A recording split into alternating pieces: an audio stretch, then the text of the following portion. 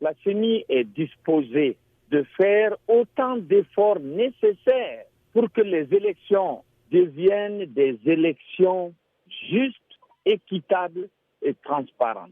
Elle est donc ouverte, elle est disposée à aller dans le sens de faire des efforts indispensables. La deuxième chose importante, c'est qu'elle n'a pas du tout d'instruction à recevoir d'aucune institution, d'aucune personnalité, qu'elle soit guinéenne ou étrangère. Elle assume son indépendance, elle reçoit des propositions dans la forme actuelle de la demande à la place publique formulée par la mission d'observation, non pas de l'Union européenne en tant qu'organisme, mais une mission d'observation.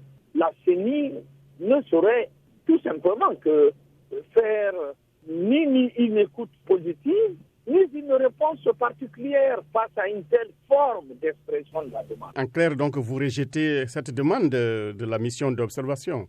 La forme ne s'y est pas.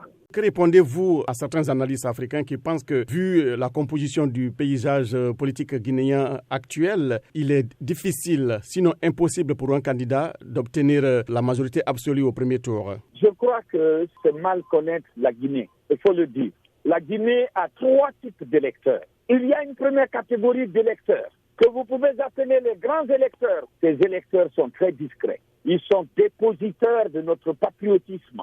Ils sont, je dirais, de toutes les communautés. Et parmi ces communautés, nous avons 35 communautés, tribus sur le territoire. Et de ces 35 communautés, au moins 27 sont sédentaires. Elles s'interrogent toujours devant les élections de type national. Quel avenir pour la nation?